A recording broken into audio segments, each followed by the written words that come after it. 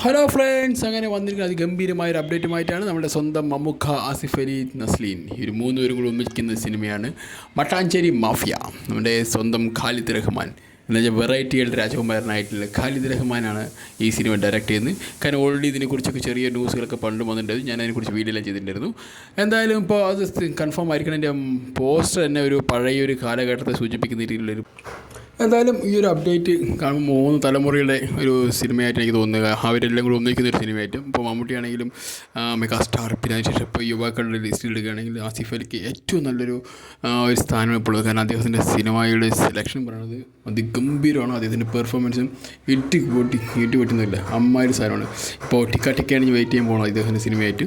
ഇനി പിന്നെ അടുത്തെന്ന് പറയുന്നത് നമ്മുടെ സ്വന്തം നസ്ലീം പറഞ്ഞപ്പോൾ ഏറ്റവും ഇപ്പോൾ കിടക്കുന്ന ഈ കുഞ്ഞ് തലമുറയിൽ എടുക്കുകയാണെങ്കിൽ അദ്ദേഹത്തിൻ്റെ ഒരു സ്ഥാനം പറഞ്ഞ് വളരെ വലുത് തന്നെയാണ്. കാരണം അദ്ദേഹത്തിൻ്റെ സിനിമ സെലക്ഷൻ ആയിക്കോട്ടെ, അദ്ദേഹത്തിൻ്റെ എല്ലാം തന്നെ ഇപ്പോൾ ആക്ടിങ്, അതിൻ്റെ ഒരു നമ്മളെ പിടിച്ചിരുത്തുന്ന രീതി ആയിക്കോട്ടെ, എല്ലാം തന്നെ ആൾ ഭയങ്കര ഒരു രസമുള്ളൊരു ആക്ടറും കൂടിയാണ്. അദ്ദേഹത്തിൻ്റെ വളർച്ച വളരെ രസകരം തന്നെയാണ്.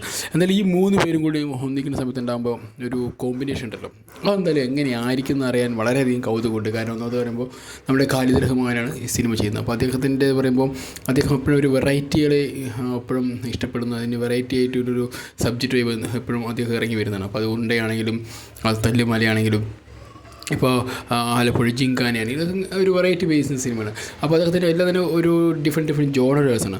അപ്പോൾ അതുപോലെ തന്നെ ഇതും എന്തായാലും ഒരു ഡിഫറെൻ്റ് ആയിട്ടൊരു ജോണർ തന്നെ ആയിരിക്കും എന്ന് വിശ്വസിക്കുന്നു. കാരണം മട്ടാഞ്ചേരി മാഫിയ എന്ന് പറഞ്ഞാൽ നമ്മളെല്ലാം ഒരു കോൺട്രവേഴ്സി ഉണ്ടാക്കാൻ വേണ്ടി ഉപയോഗിക്കുന്ന ഒരു വേർഡായിരുന്നു പണ്ട്. കാരണം അതൊരു ട്രിവാൻഡ്രം മാഫിയ, സിനിമയുടെ ഉള്ളിൽ വരുന്ന ട്രിവാൻഡ്രത്തിൻ്റെ ഒരു കൂട്ടം ആളുകളും മട്ടാഞ്ചേരിയുടെ കൂട്ടത്തിലെ ആളുകളാണ് സിനിമ ഇൻഡസ്ട്രി, മലയാള സിനിമ ഇൻഡസ്ട്രി നിയന്ത്രിക്കുന്നു പറഞ്ഞ് കുറേ ഉണ്ടല്ലോ.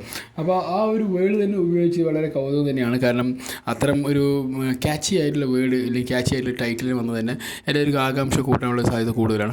അതുപോലെ തന്നെ എന്തായാലും ഈ ഒരു സിനിമയുടെ ഒരു പ്രഖ്യാപനം വന്ന് പോസ്റ്ററും കണ്ടപ്പോൾ തന്നെ കൂടെ വേറെ കുറേ കൂടി അതിൽ കോൺട്രവേഴ്സി വന്നിട്ടുണ്ട്. നമ്മുടെ ഈ എന്താ പറയുക ഇപ്പോഴത്തെ ഇലക്ഷനൊക്കെ കണക്ട് ചെയ്തിട്ട് അതെന്തെങ്കിലും ആയിട്ട് കോൺട്രവേഴ്സിക്ക് പോകും. കാരണം മമ്മൂട്ടിയുടെ സിനിമയാണ്, എന്ത് വെറൈറ്റിയാണ് കാണാൻ പോകുന്നത് നമുക്ക് നോക്കി കാണാൻ പറ്റുന്നുള്ളൂ. കാരണം ചിലപ്പോൾ മമ്മൂട്ടി സൈഡ് റോളായിരിക്കുമോ, ഇനിയിപ്പോൾ സ്വന്തം അല്ലെങ്കിൽ നസ്ലീനായിരിക്കുമോ ഇതിൻ്റെ മെയിൻ ആൾ, എങ്ങനെയൊന്നും പറയാൻ പറ്റില്ല. കാരണം ഒരു പക്ഷേ നമ്മുടെ ഭീഷ്മപുരം വന്ന പോലെ ഒരു ക്യാരക്ടറോ ആയിരിക്കാൻ സാധ്യതയുണ്ട്. കാരണം ഒരു സ്റ്റൈലിഷ് ആയിട്ടുള്ള ലുക്കിലൊക്കെ എടുക്കുന്നത്. പക്ഷേ അതെങ്ങനെയായിരിക്കും എന്ത് എക്സിക്യൂട്ട് ചെയ്യാൻ പോകണം, അതിനുശേഷം എങ്ങനെയായിരിക്കും ഈ സിനിമ നമ്മളിലേക്ക് എത്തുന്നതൊക്കെ ഭയങ്കര കൗതുകമുണ്ട്. ഈ സിനിമ വരുമ്പോൾ തന്നെ നമുക്ക് കാണാൻ പറ്റുള്ളൂ എന്തെന്ന്. എന്തായാലും ഇതിന് പുതിയ വല്ല അപ്ഡേറ്റ് ഒക്കെ വരികയാണെങ്കിൽ നിങ്ങളോട് ഞാൻ ഷെയർ ചെയ്യുന്നതായിരിക്കും. എന്തായാലും ഈ ഒരു കാസ്റ്റിംഗ് വളരെ അതിഗംഭീരമായിട്ടുള്ള കാസ്റ്റിംഗ് ആയി തോന്നി. കാരണം 3 തലമുറയിൽപ്പെട്ട ആളുകൾ അവർ ഒന്നിക്കുന്ന ഒരു സിനിമ, അത് ഭയങ്കര രസമായിട്ട് തോന്നി. കാരണം കാസ്റ്റിംഗ് തന്നെയാണ് ഇതിൻ്റെ ഏറ്റവും വലിയ ഹൈലൈറ്റ് ചെയ്തെന്ന് എനിക്ക് തോന്നുന്നു.